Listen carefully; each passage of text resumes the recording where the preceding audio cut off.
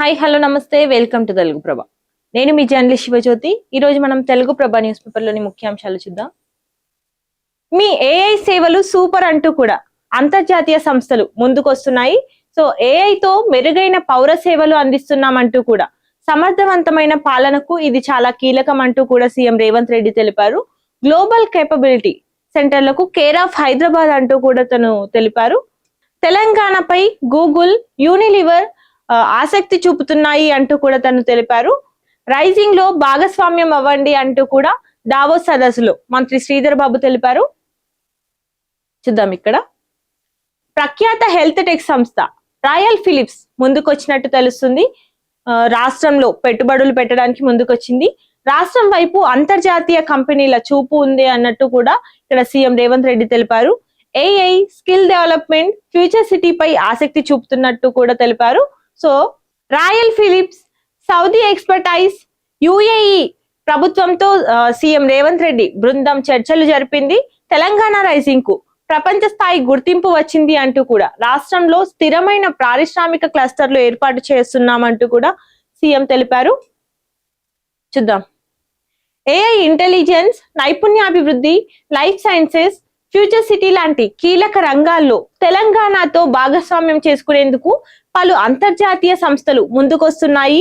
ప్రపంచ ఆర్థిక వేదిక 2026 వార్షిక సమావేశాల్లో భాగంగా దావోస్ లో ముఖ్యమంత్రి రేవంత్ రెడ్డి నేతృత్వంలో తెలంగాణ రైజింగ్ బృందం పలు గ్లోబల్ సంస్థలతో కీలక చర్చలు జరిపింది.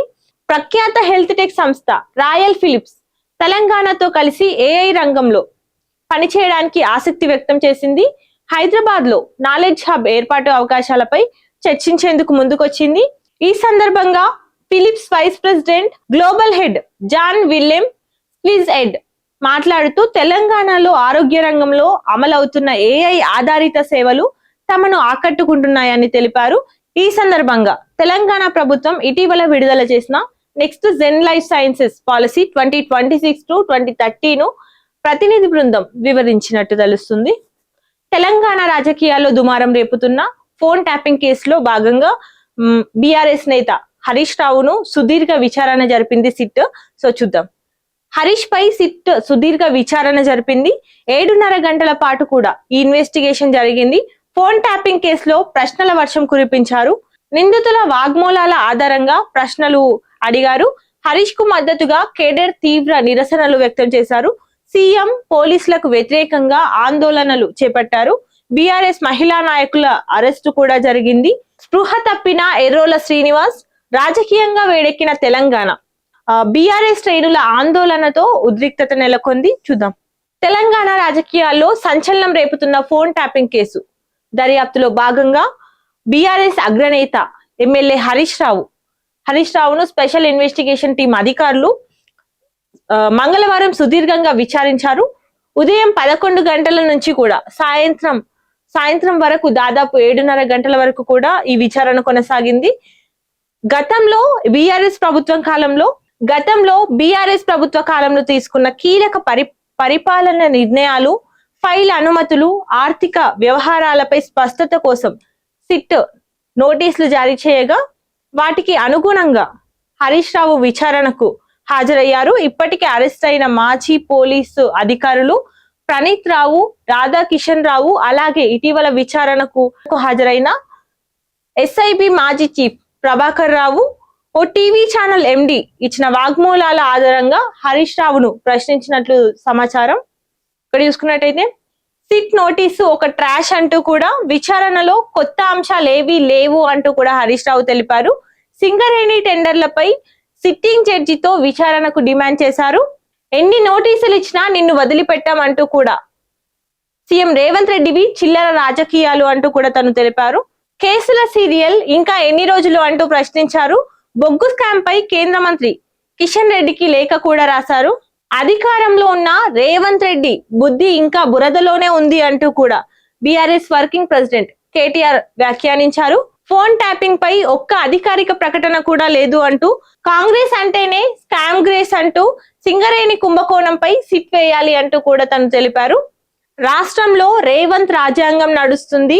హరీష్ రావు సిట్ విచారణపై బీఆర్ఎస్ నేతలు విమర్శలు గుప్పిస్తున్నారు. హరీష్ రావు విచారణపై అసత్య ప్రచారం చేస్తున్నారు అంటూ కూడా తెలిపారు. ఆయనను విచారించొద్దని సుప్రీం ఆదేశించలేదు అంటూ హైదరాబాద్ సిపి సజ్జనార్ తెలిపారు. సింగరేణి టెండర్ల రద్దు వ్యవహారం కమిషన్ల పాలనకు నిదర్శనం అంటూ కూడా ఇక్కడ బీజేపీ రాష్ట్ర అధ్యక్షుడు రామచంద్రరావు తెలిపారు. కోల్ టెండర్లపై సమగ్ర విచారణ జరగాలి అంటూ బట్టి విక్రమార్క సమాధానం చెప్పాలి అంటూ తను తెలిపారు.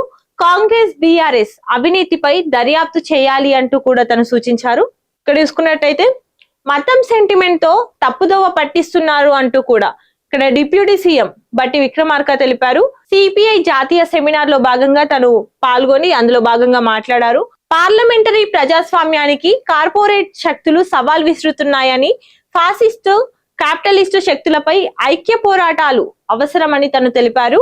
ఆ దిశగా వామపక్ష పార్టీలు కలిసికట్టుగా ముందుకు సాగాలి అంటూ తను సూచించారు.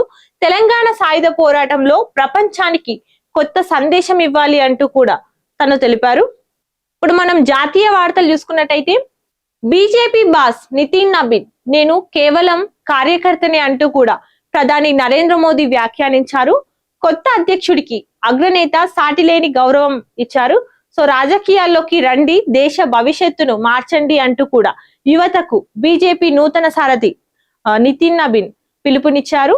కష్టపడే కార్యకర్తలకు సముచిత గౌరవం దక్కుతుంది అంటూ కమల దళపతిగా బాధ్యతలు స్వీకరించారు. అతి చిన్న వయసులోనే దేశంలోని అతిపెద్ద పార్టీకి తను సారథి వహిస్తున్నారు.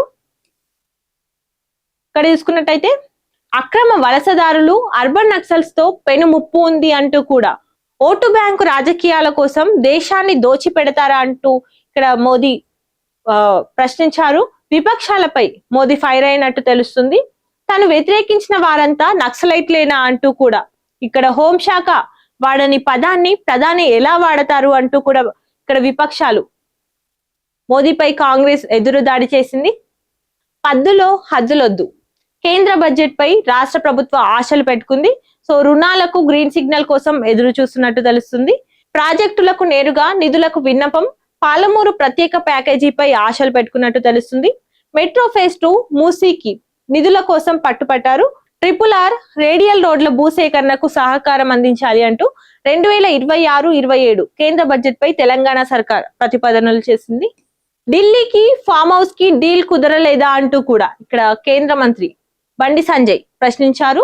ఫోన్ ట్యాపింగ్ కేసుపై బండి సంజయ్ ఢిల్లీకి ఫామ్ హౌస్ కి డీల్ కుదరలేదా అంటూ కూడా ఇక్కడ ఫోన్ ట్యాపింగ్ కేసుపై కేంద్ర మంత్రి బండి సంజయ్ ప్రశ్నించారు. 2 ఏళ్లైనా ఫలితాలు లేవు అంటూ సూత్రధారులపై చర్యలు ఎక్కడా అంటూ కూడా తను ప్రశ్నించారు. బైంసాలో అర్ధరాత్రి ఘోర రోడ్డు ప్రమాదం జరిగింది.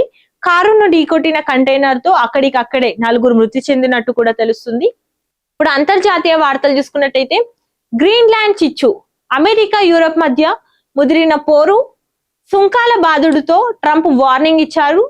భయపడేది లేదంటున్న డెన్మార్క్. ప్రపంచ మార్కెట్లలో వణుకు, సోషల్ మీడియాలో వైరల్ అవుతున్న greater America map. Inter first year కు కొత్త సిలబస్ రానున్నట్టు తెలుస్తుంది. 2026-27 సంవత్సరం నుంచి ఈ కొత్త సిలబస్ అమలు కానున్నట్టు తెలుస్తుంది. ఇంటర్ బోర్డు సెక్రటరీ కృష్ణాదిత్య తెలిపారు. సో ఆలోచింపజేసేలా పాఠ్యాంశాలు ఉండాలి అంటూ కూడా కేకే తెలిపారు. సో ఇవండి ఈ రోజు తెలుగు ప్రభ న్యూస్ పేపర్ లోని ముఖ్యాంశాలు. మరిన్ని అప్డేట్స్ కోసం చూస్తూనే ఉండండి తెలుగు ప్రభ.